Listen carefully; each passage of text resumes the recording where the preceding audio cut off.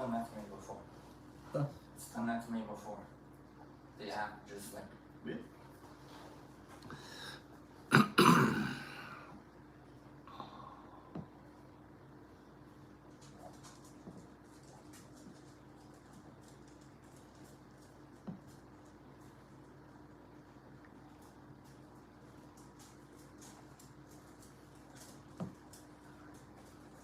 Only $6.99 for a large 2-topping pizza when you carry out. Shut the oven door. Good morning, everybody. Good morning. Trying to get our music going here. Give me one sec.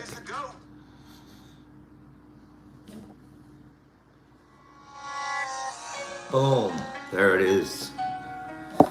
Good morning. Wazzy. The lag is real. Good morning, everyone. Meow. Catzilla. Good morning, everybody. Derek. I see Derek Anderson.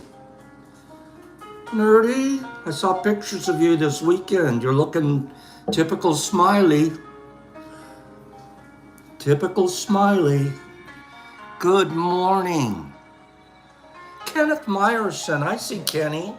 I can see Ken all the way from here. Jake, you're not a snake. Good morning, Jesse. Good morning, Deborah. Deborah. Looks like you guys are going to be doing some good stuff there in Colorado in July. A bird told me Herbie was flying in. A birdie told me Herbs was flying in. Nice one, Herb. Congratulations on your daughter's softball situation. That was fun. Good morning. Good morning, Deb. You are a pearl. Good morning. Take a few minutes to say hello to each other. Don't forget to hit the like button. Good morning, JC in Australia. I see you out there. Herbie, are you already singing that song? Herbie, I believe on a jet plane. Don't know when I'll be back again. Trenty the Trenty Trenterson. I can see Trenty. Good morning. Good morning to Kimberly the Golden Bolden. Tribal Science and Carney. I can see a carnivorous. I wonder how much meat he's eaten in the last week. Good morning, everybody. Say a couple more good mornings to each other. It's probably my favorite time of the morning is to see you guys say good morning to each other. Honestly, it's one of my favorite times of the day. Just seeing you guys say hello and connect. Interconnectivity. Belonging. There's a Taco. I can see Taco. Good morning. I love tacos, by the way. Taco Tuesday. Sammy P. Good morning. Four Leaf. Good morning, everybody.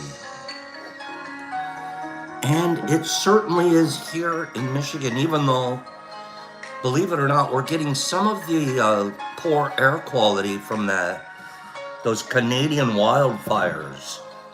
They're blowing smoke over here. Not as bad as they're probably getting it up there where Waz is in Wisconsin, but we're definitely seeing some of the blow over here.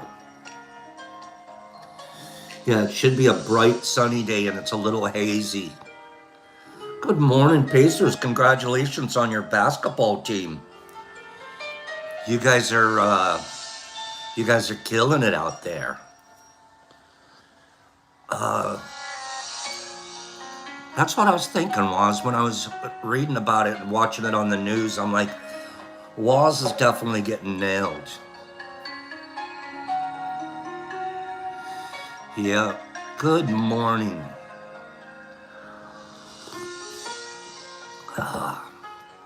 Mid 80s already, Sandy? Good morning, everybody. Oh, I'm sorry to hear that, Pacey. You can still enjoy it. Just put them in separate envelopes. Put your experience with the Pacers in a separate envelope. There's a Jimmy all the way to the max. Jeez, Herbie, it's starting to get hot down there. Hot, I tell you, hot.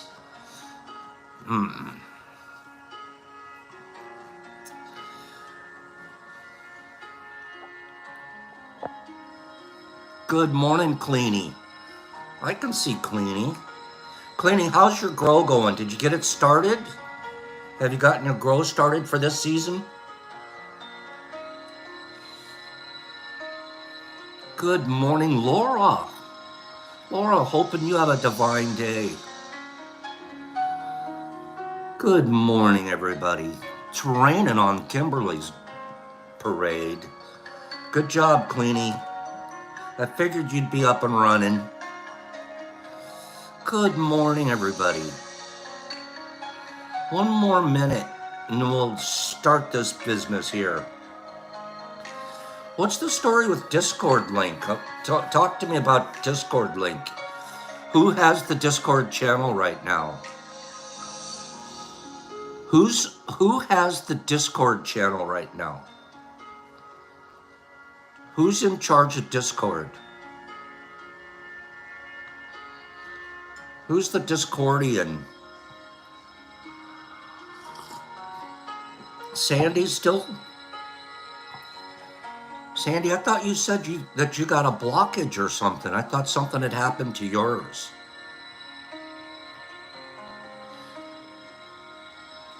Get Dando the information how to get on that Discord. Good morning, Danny. And Freddie Hink. Freddie the Hinky Hinkleston. Good morning. Good morning, everybody.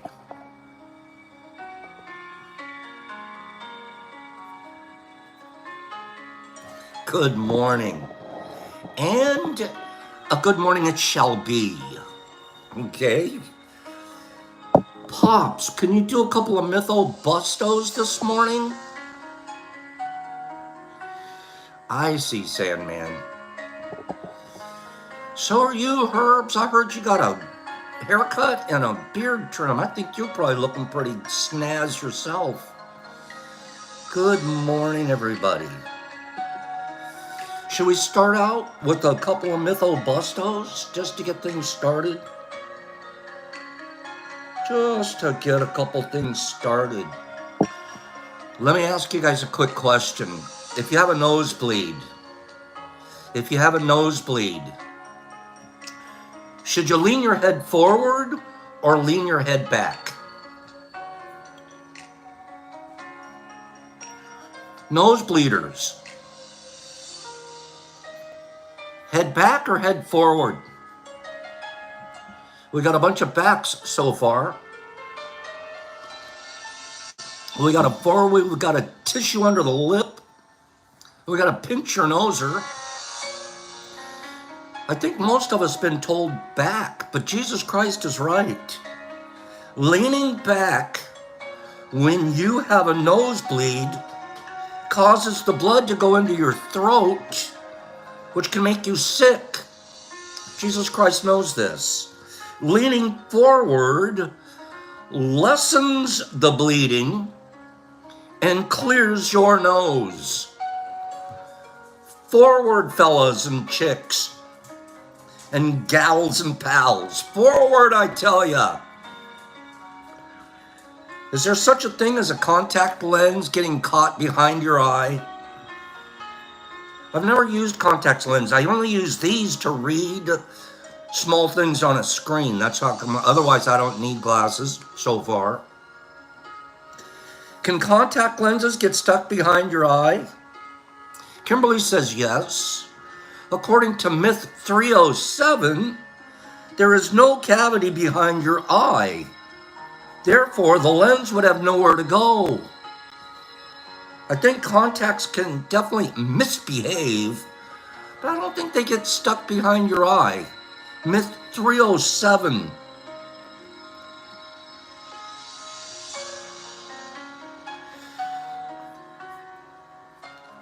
How many people remember the movie Pulp Fiction? Pulp Fiction. Great movie, right? Any movie by Quentin Tarantino is on my great list. I'm not Kill Bills. I could do without Kill Bills. They're not. I don't miss them. But wasn't Pulp Fiction good? Okay. I loved me some Pulp Fiction. Remember when they stabbed the guy right in the heart? Remember when what were they putting in his heart? Something to adrenaline him back or something like that, right, Herbs? Injecting someone directly in the heart is possible. That's a myth. That's myth 308. Doctors will never inject a syringe directly into the heart, as it would tear open the heart tissue and kill the person. Don't stabbing me in the heart with the syringe. No, no, no. Okay? Don't do it. If you had chicken pox when you were a kid, good morning, Scott. If you had chicken pox when you were a kid, can you get chicken pox when you're an adult? Or are you immune now? A pox on chicken pox. Boy, are we a mess with the measles situation, huh? Nerdy, you're right. It's yes, but unlikely. You can actually get chicken pox as an adult, even if you've had them as a child. However, as an adult, getting chicken pox would also mean that you probably have shingles. That word shingle kind of creeps me out. Sue, I don't want a shingle. Leave those to the roof. I don't want to. Why in the world would I want a shingle on me? Just saying it. I don't like that word, Greenie. Good morning, Greenie. I don't like that word. How many nostrils does a human have? How many? How many nostrils do you have? What do you think? I'm with you, Kim. I avoid those. How many nostrils do you have? Nerdy thinks there's 3. Where's your third one? Nerdy, on top of your head? No, the mouth isn't a nostril. Listen to this. We actually have 4 nostrils. 4. We actually have 4 nostrils. 2 external ones that we can see, and 2 internal ones called choanae that are connected to the inside of your throat. So I'm freaking out. I don't want 4 nostrils. I want to stick with 2. Okay, you have 2 that you don't see. Only men have Adam's apples. Did you know that? Women have Eve apples. Not true, not true. Women have Adam apples too. Every human has Adam apples. We all have Adam apples. Men's are just much more pronounced. Women, don't think you're getting away with it. Okay, and don't try calling it an Eve apple either. It should have been called an Eve apple all along. Okay? How many muscles do we have in your fingers? How many muscles?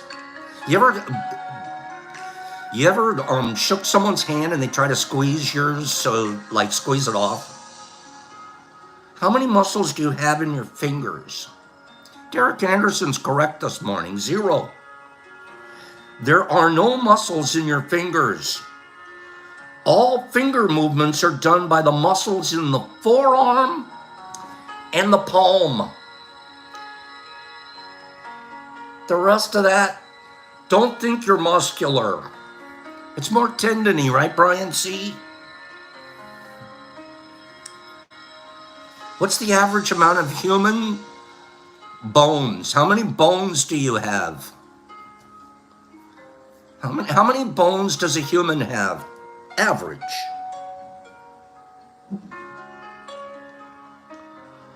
$210. Brian, you're super close. Sandy's dead on. 206. But you want me to... How do you guys know that number? Seriously, you guys all knew. 206. How do you know? But wait a minute. Wait a minute. You were born with 300 bones.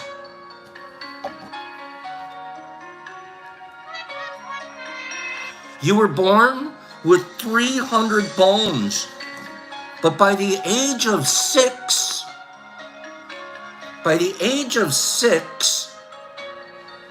the bones have ossified to form 206. Bony little babies.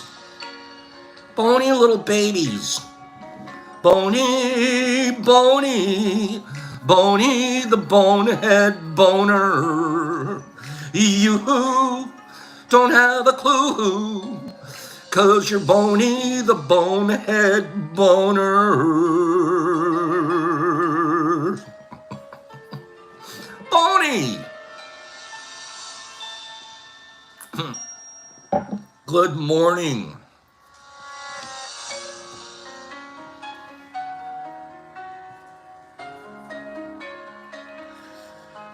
Does everybody dream when they sleep?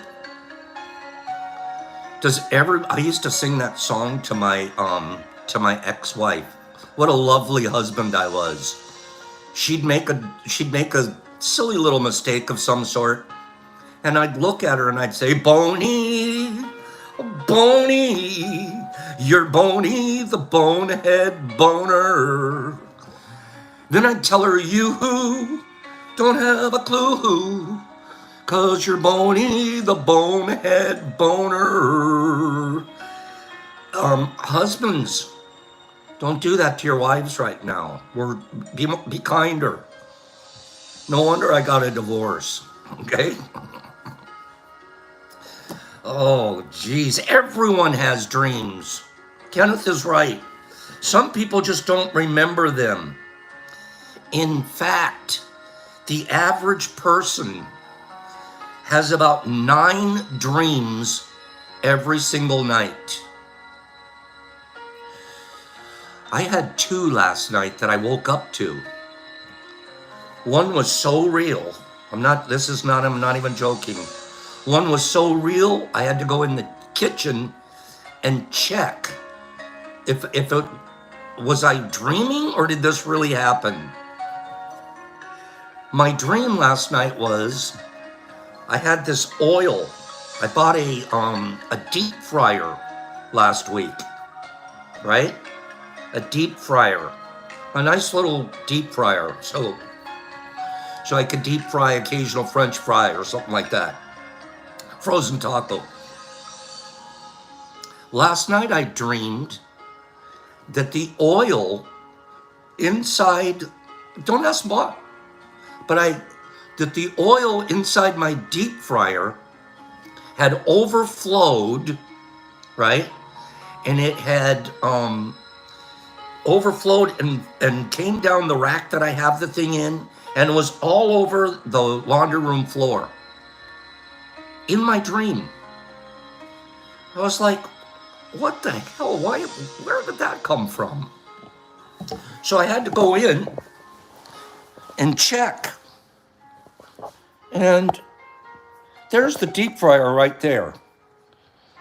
And you'll notice absolutely no oil anywhere.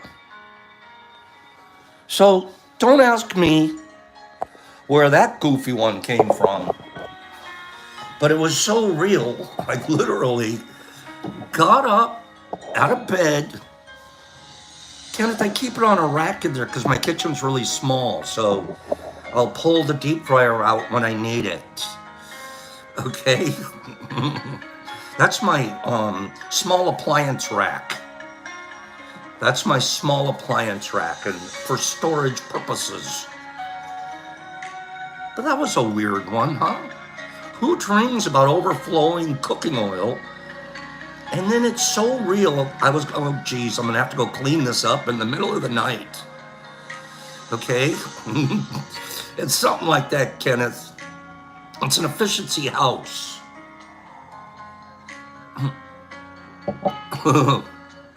Good morning, everybody. We have a couple more.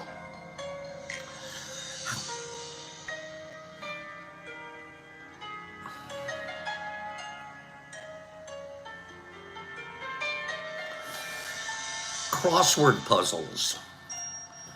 Crossword puzzles do not help keep your brain mentally alert. True or false?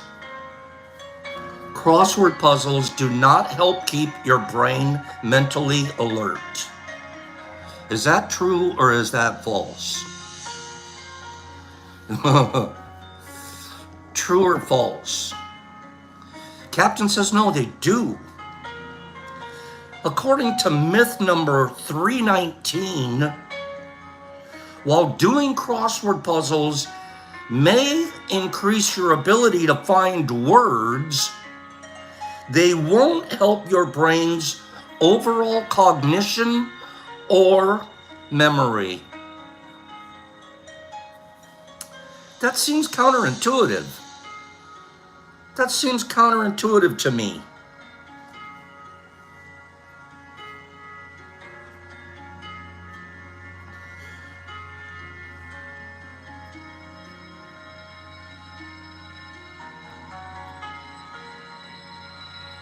The bigger the brain, the smarter the person. True or false? Kenneth, it's a myth. You can look it up. The bigger the brain, the smarter the person. Brian C. says no way. Because Pops, I have a really teeny brain, but I'm super smart. The bigger the brain, the smarter the person is. False. Falso. This myth can be easily busted by looking at different animal species. An average whale's brain can weigh up to 20 pounds, while an average human brain weighs around 3 pounds. Knowing that we are more intelligent than whales, it clearly shows that a bigger brain does not necessarily mean a smarter being.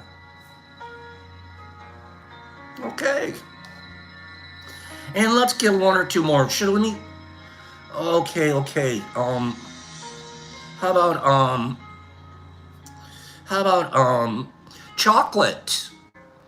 Chocolate, and remember we were just talking about fried food. Chocolate and fried food cause acne. True or false? Chocolate and fried food, boom, you become a walking pimple. True or false?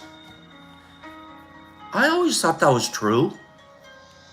But it's not. Acne is caused by many different things, like cosmetics, sweating, high humidity, genetics, bacteria, etc. However, eating chocolate or fried foods will not cause you to suddenly get acne. I had bad acne when I was a teenager. I had bad acne. The beard kind of covers up some of the. I didn't have clear skin, and out of all my brothers and sisters, I was the acne kid. The other kids didn't really, they got a pimple here or a blackhead there, and I got that genetically from my father. My father had very acne scarred skin. You could, he was still a handsome fella, but you could see it. Like, he had acne when he was in his teenage years. I was the one that got the acne from him. So acne was, and they didn't have like the medicines and stuff that they do today, or certainly the skin specialists and things like that. Kimberly says I was a zit face. Kim, your skin looks looks like baby soft. That's hard to believe. You look like a baby softie. So it's hard to believe. Okay.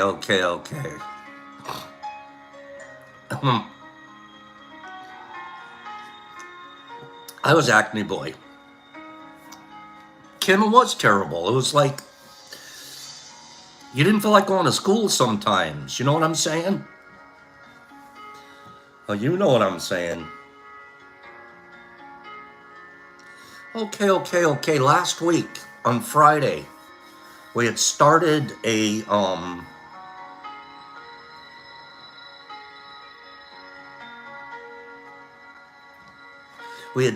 an article about Big Pharma sanitizing the psychedelic revolution.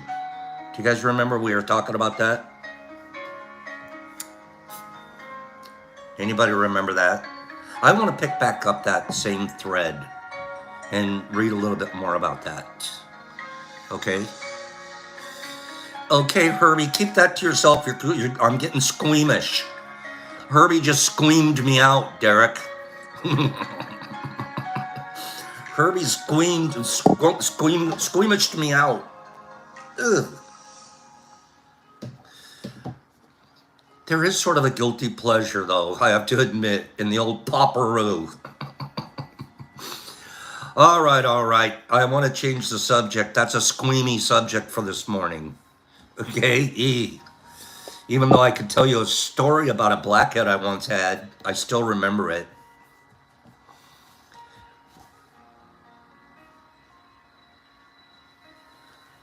The blackhead ended up being about that long.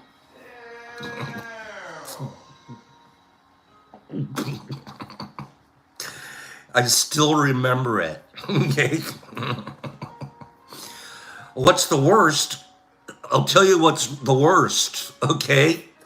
Is when you're in the mirror and you're popping next to somebody else. You're doing a double pop, sharing the mirror to do a double pop. Give me 5 people that have done a double pop sometime in their life. I have. And come on, you can admit it. You've done a double pop. There's like scoot over. And Nippy's like, no, Pops, I never have. Okay, no one?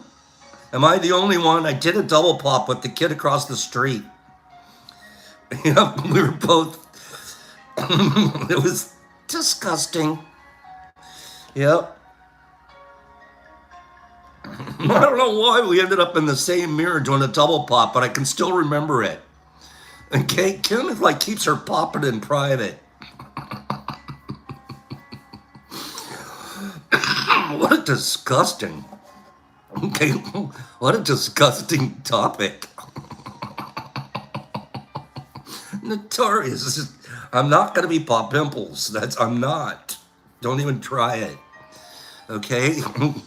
But I guess none of you guys ever really did a double pop. Most of you won't admit it. Let's change the subject. Let's get serious around here. Give me, hey Brock, will you do me a favor? Will you bring me a pen? I forgot to bring a pen to the game. Will you bring me a pen? They're in my office right there on the table in my office. Yeah, I have two right here. Okay. Thank you, son. Okay, I'm gonna write this down right here.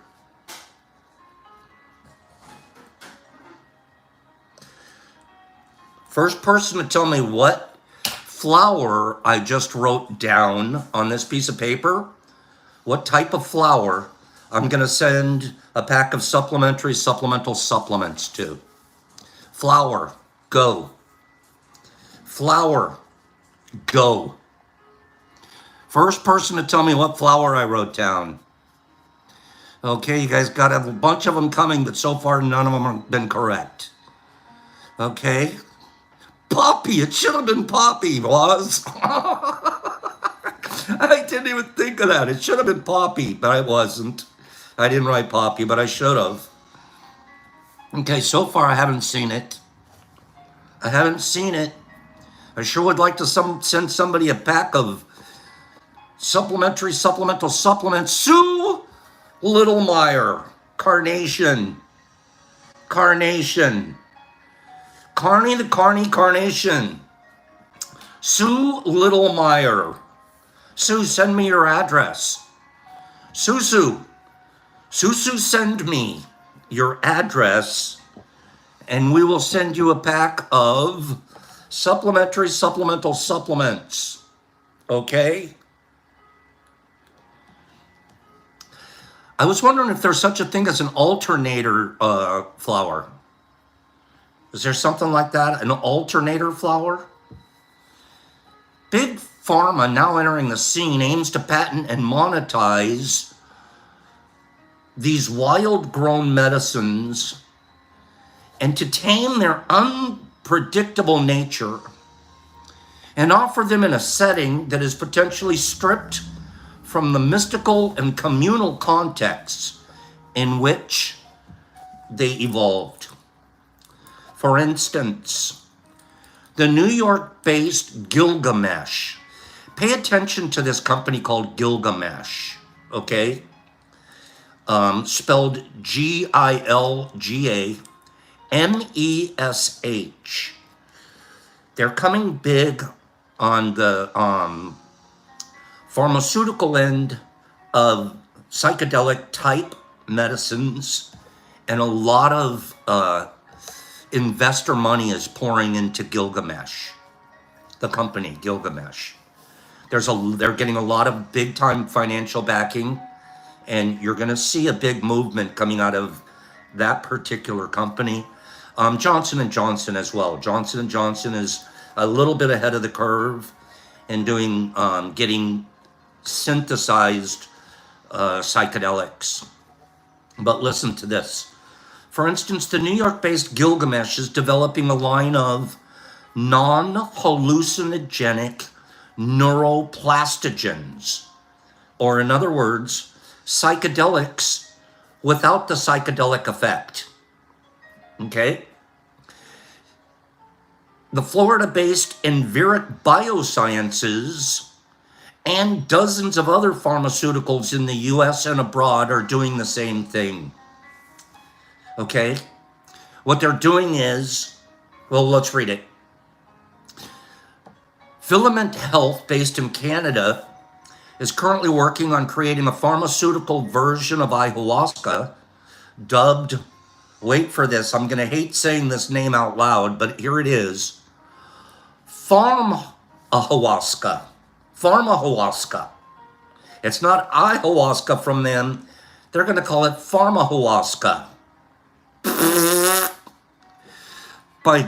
In their laboratories, they are dissecting the bruised components to produce a controlled clinical product. The goal, to eliminate what can sometimes manifest as intense vomiting, or what maybe some participants describe as purging, which makes them feel more like offloading emotional baggage stored in the body than the classic sensations of nausea, vomiting, or diarrhea that one associates with physical ailments. In traditional settings in the Amazon, local participants don't even say, I'm going to a ceremony. What they say is, I'm going to purge, or I'm going to drink a purge.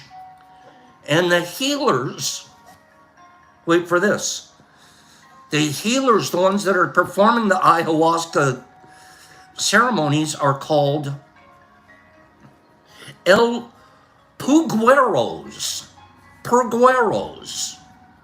the purgers, the one who induces purges. And this is because the process of purging is considered integral to the healing that ayahuasca provides. In addition to removing the purge, which can also manifest as tears, sweats, and shakes, the corporate approach aims to remove the emotional upheaval and potentially harrowing encounters with one's shadow, the dark thoughts and emotions that we hide from ourselves. These are intrinsic to the ayahuasca experience and the healing that follows. So they're sanitizing it because they think it's going to be best for us, but in many ways they're taking out some of those parts that provide the most healing. For example, during a therapeutic psilocybin session or journey that was attended by this author, one individual felt the emotion of grief moving through the chest area as they quietly shed continuous tears for hours. Asked later about whether the experience offered a catharsis, the individual who shared this experience on condition of anonymity said, "It was actually one of the most intense experiences of my life. I had no idea I was holding on to so much grief in my body. Years and years of it, sitting inside me, accumulating. So no wonder I complained of chest pain." They continued, "And I don't have heaviness of heart anymore. I don't feel the pain in my chest anymore." But before arriving at this sense of peace, they described that they literally felt every ounce of pain and grief after imbibing the medicine. During the journey, I had no choice but to face the pain, to embrace it, to feel it wholeheartedly in every cell in my body. And it was very painful to feel. But the end result was incredibly gratifying, the person said. Experienced psychonauts, there's a few of you here, the insider's terms for people who explore consciousness through psychedelics. Experienced psychonauts often talk about trusting the medicine to show the participant what they need to learn about themselves or the world around them. Participants are therefore encouraged not to resist any unpleasantness that may arise within them.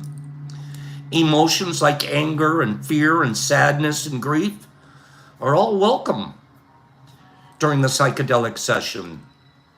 Embracing these emotions is the key to transcending their grips on one's life.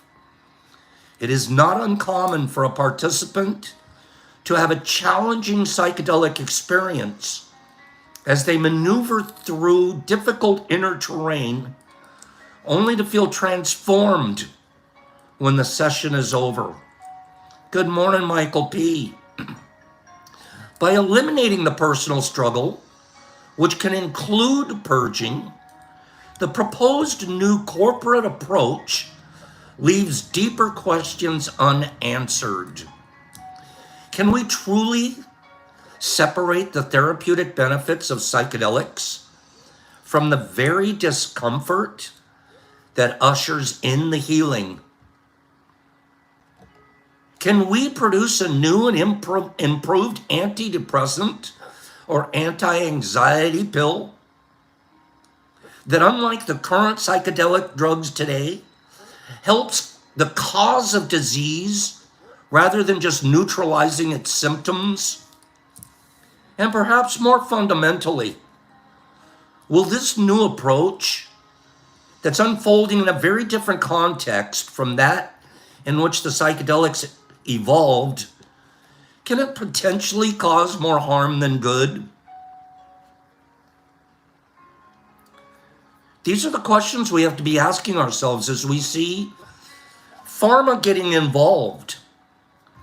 And they're kind of cherry picking the things that their pharmaceutical scientists think are, oh, this will be the part we really want to feed to the brain. But are we missing, when we go in that direction, are we missing a lot of the potential benefits? I think these answers are self-evident. In January, one of the authors of this essay attended a series of ayahuasca ceremonies in the Sacred Valley in Peru, hosted by the respected medicine man Alonso del Rio. In his book, The Four Altars, del Rio articulates his views on the main cultural break between modernity and antiquity, a schism that ushered in the age of science, but arguably remains responsible for many of today's societal ills: loneliness, anxiety, and depression. Remember what we said last week? Depression is the #1 diagnosed illness in the United States. #1. That's a huge, huge statement. And then we add in social media now and the lack of connectedness. I haven't met somebody in a library or at a grocery store in the vegetable aisle in I don't know how long. I haven't. I'm meeting my friends over this and then in person at our Mushfests. Thank goodness for the Mushfest. Give me 5 people that are thank goodness for the Mushfests. We can actually meet really in person. You guys had a neat experience here last week when somebody accidentally dialed the IG chat group, and you guys all ended up having, it sounded like a really good time. Interconnecting because you could see each other's faces. You knew who you were talking to. You could see facial expressions. What a neat thing that was. Speaking of Mushfest for a moment, Rocky Mountain Mushfest is coming up. Yes, there is, Captain Obvious. Reach out to Niffer Mama, or Niffer Mama reach out to Captain Obvious and get her to where she knows where the IG chat group is. Okay? Sandman, you're planning one, and I'm planning a small get-together here at the end of the summer, beginning of fall. So we'll all be able to meet each other in person again or for the first time. Like meeting Dando last week and a couple of other people that came by here. Man, it was so neat. It was so neat to hug the man and know that that's who we talk to every day. It was beautiful.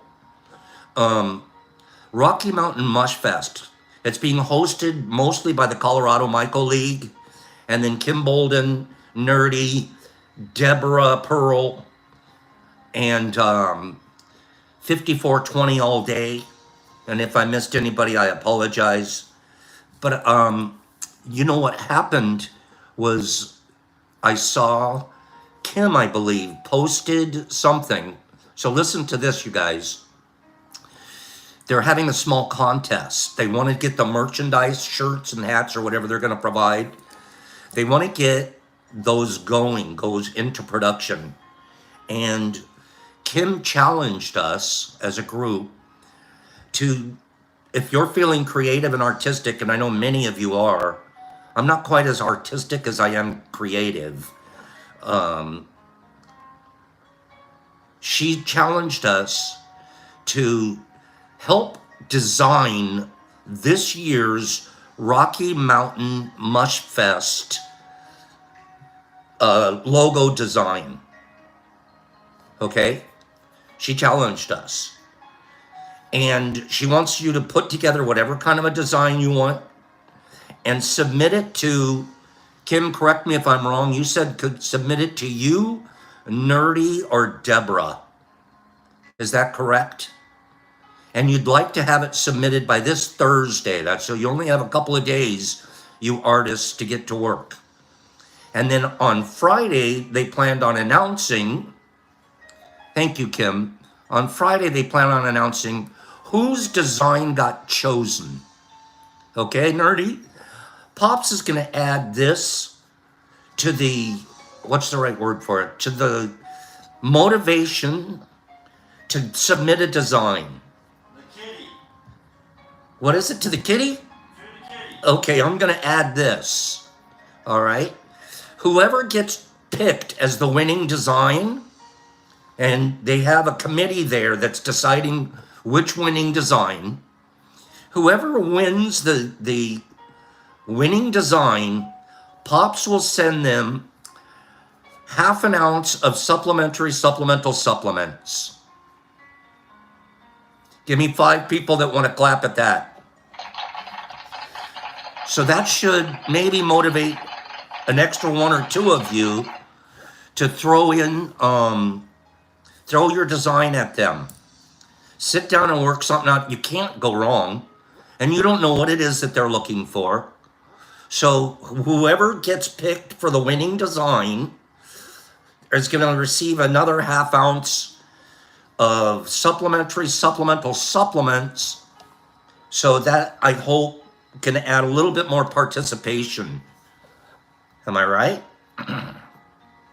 So Kim and Nerdy, whoever it is that's on the committee that's deciding it, Justin LaFlower wants to know where do they send their designs? Kimmy and Nerdy, where do you want them to send their designs? You want them to DM Kim or Nerdy? Dando, I don't know if there's any restrictions. I doubt that there are. The only restriction would be appropriate. You know what I mean? We don't want to do anything inappropriate, nor would I expect anybody to. So shoot them your design idea, and then Friday they're going to pick a winner, and then this weekend we'll send something out to the winner. Send it to Nerdy, Kim, or Deborah. Okay? So find out what their IG is and send it to them. And Justin doesn't have Facebook. Do you have IG, Instagram? If you don't, would one of you guys tell us an email to send it to? One of you guys tell us an email to send your designs to. I'll wait for that right now. So you're going to see across the screen in the comment section an email that you can send it to. Yes, that's a good one. You can actually send it to me if you feel like it, and I will forward it to Kim or Nerdy. Okay, so if you don't know any other email, you can send it to the Detroit Mush Lab at gmail.com, and I'll forward it to the appropriate selection committee. Okay? So that'll be perfect. You guys, thank you for participating in that. I think it's going to be fun. Wouldn't it be fun, even if you're not going and you can't go for whatever reason, wouldn't it be fun to see your design being worn around for that whole weekend with everybody? Theme, I think Joe D's, you'll want to include something about a Rocky Mountain Mush Fest. Something along those lines. But again, it's completely up to you. Okay?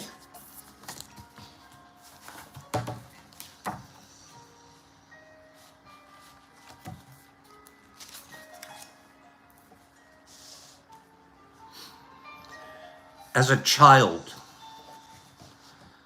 that's going to be fun. I'm so appreciative of the Colorado Michael League. They do a lot of creative, interactive things, and they haven't stopped. They haven't just been a candle in the wind and they blew out and that's it. They are constantly flickering.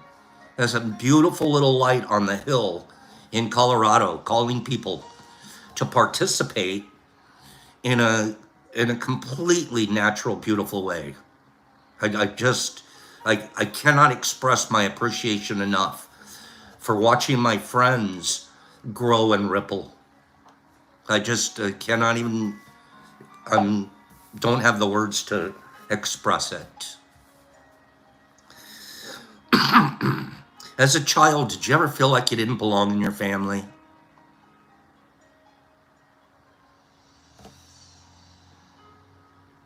Give me a couple of people that may have felt the same way. Everyone else belonged but me.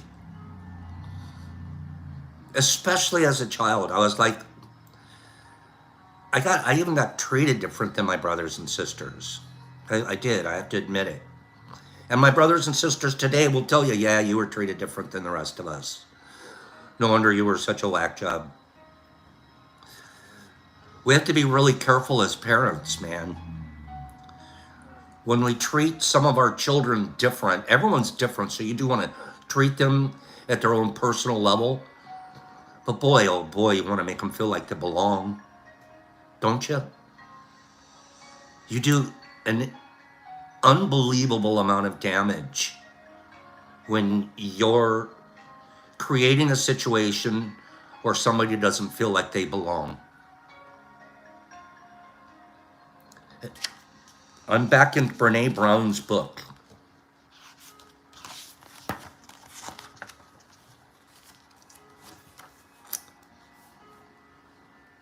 As a child, I never felt like I belonged in my family.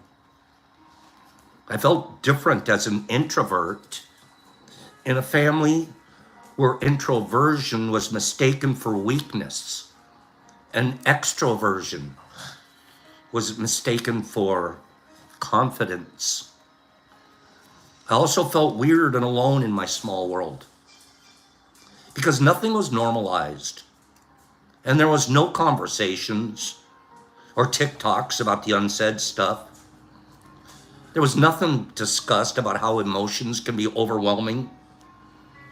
Nothing about how my body worked. Nothing about how relationships can suck.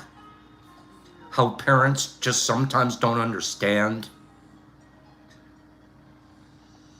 It was never explained to me that even normal people are lonely. The result becomes you think there's something wrong with you. Nerdy, that's correct. It's Brene Brown, The Atlas of the Heart. My feelings of not belonging are still something that I have to work on. They can show up in weird ways that I'm not expecting it. What's so powerful and hard is that the more my siblings and I talk about our shared experiences, the more I think everyone in my family felt the same way. Did you know that? You think you were alone feeling that way.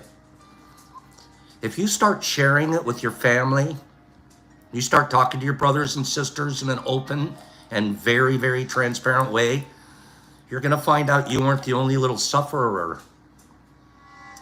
Lots of us felt that way. I'm thinking that they're all the normies and I'm the weirdo, and they're thinking they're the weirdo and I'm in with the normies.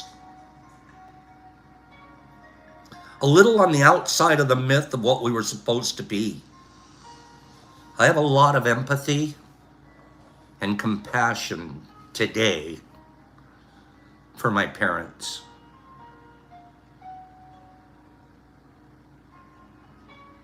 Let me say that to you again. I have a lot of empathy. We've been talking about empathy and we've been talking about compassion. And I didn't grow up having that for my parents. I was angry at them. I was resentful. I was blaming. All of these negative aspects. Today I'm compassionate and empathetic towards my parents, even though neither of them are alive anymore, and I wish I could have felt this more when they were alive. But as I grow as a human and understand my strengths and my weaknesses, I understand my parents had them too. They weren't supposed to always be super strong. They had a right to be a human too. All of these things that we talk about going through, do you think our parents didn't too? They didn't even have the vocabulary to verbalize it like we do today. As a matter of fact, you took a guy from the 50s and the 60s, a man, a family man, and he told you his inner feelings, he was weak. He was taught that.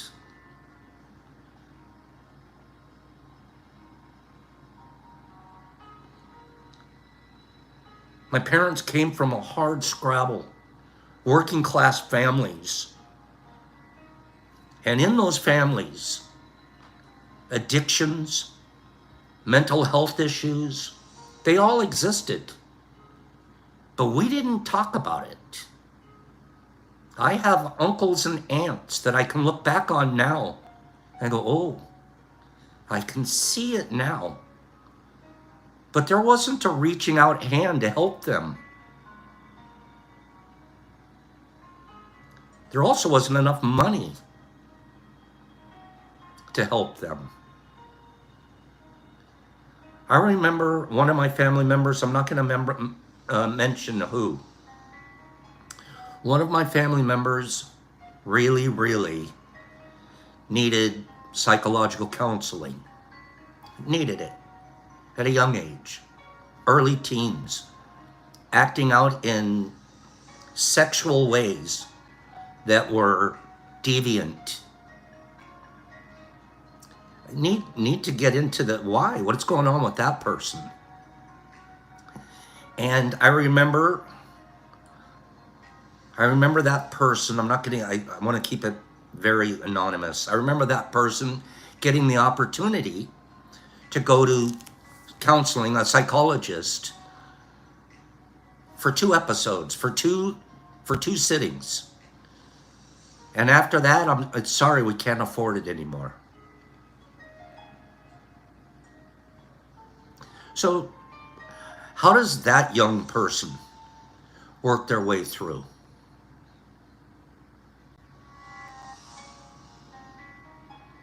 As a parent, my goal is to help my children believe in themselves and to feel a sense of belonging. That's my goal today. I'm going to admit it never always was. I was a parent that put so much pressure on my one son to be something that I wanted him to be, not what he wanted to be. And when our relationship started working its way towards healthy, it was because, you know what, Brock, I just want you to feel a sense of belonging. I want you to feel like you belong. You're not an isolated victim of anything. He's already been victimized in the world physically. Why add more?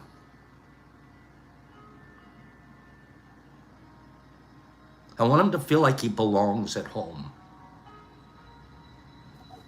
And it's been an active exercise of mine. Introduce him to all of us here, and then just watch him belong. The other day, I told you guys I raised my voice with him the other day. I'm going to make a confession right now to the group. You know what one of the hurtful things I said to him, Streety?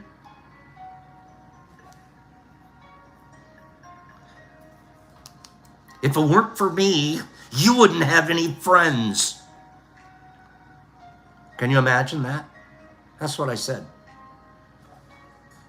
I was taking credit for just introducing him to some people here.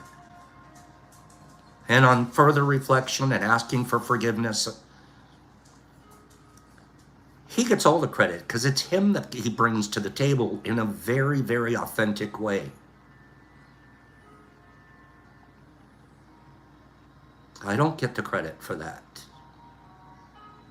I know, Kim, I know it's not true. I know it's not true. But these are the things that'll bubble out of you. And this is a pops that's working hard to be kind. To find yourself saying something like that to your child, it's easy to go there. It's easy. And then all of a sudden there's a different sense that you're putting in that person, that you don't really belong. It's wrong. Watch what you do. Watch the things you say. Especially those things that are so untrue. My goal really is to help him feel belong. My goal really is to help him feel like he has a group and a family and a home. And accepted just the way he is. Get out of here, Woz. I don't want to talk about his algorithms. Don't think that you're perfect. This is something that just blurbs out of you.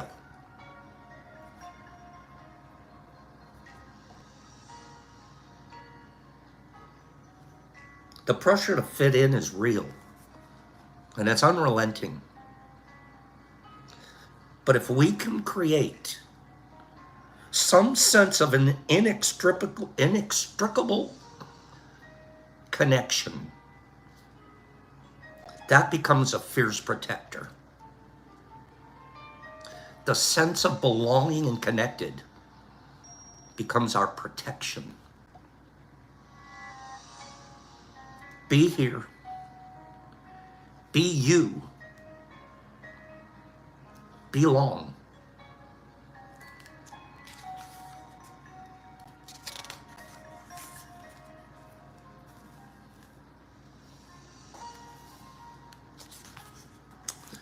I'll leave it at that. I'm glad I confessed. I'm glad I confessed that. Sincerely glad.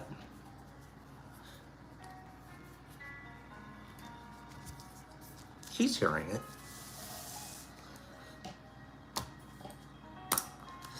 Be very, very careful. Watch the words that are going to come out of your mouth in the next few days towards your children and towards your significant others, towards your friends. Be careful. Pops. We've still got a ways to go, but we're on a beautiful path. We still have a ways to go, right? But we're on a beautiful path. I agree with you, Sue, we are. Yeah, we are.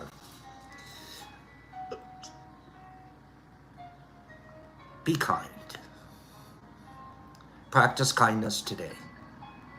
If you have somebody, Kimberly, I love that.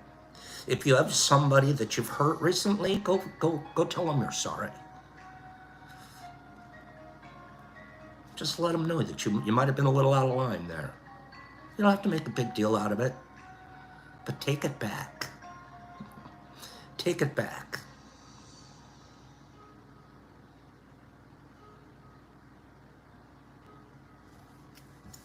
I think I'm going to end it there. I hope it isn't on a sad note. This has got to be a growth note. We're all in process here. And we have to practice. And when we find ourselves having made a silly mistake, that's all it was. I'm not even beating myself up for it. It was a silly, rotten thing to say. And when you do, just fix them. And the faster you fix it, the healthier it is for you. Would you guys go have a wonderful day today? I'll see you guys here tomorrow. I wonder if I have anything else to confess. No, that was about as bad as it got right there. But be careful. And get your artistic submissions in. Thank you, Kenneth. Get your artistic submissions in to the Kim, Deborah, or Nerdy about what kind of a beautiful design do you want for the Rocky Mountain Mushfest merch. And even if you're not going, Waz, it's so important for me to tell the truth and not pretend like I'm some kind of a perfect father. I certainly practice to be better, but I have some work to, not work to do, but when I am making mistakes and having failures and flaws, the quicker I can admit them and not hide them in a closet and pretend they didn't happen, the faster, or the less likely I am to do that again. I can tell you I probably won't say that to him ever again.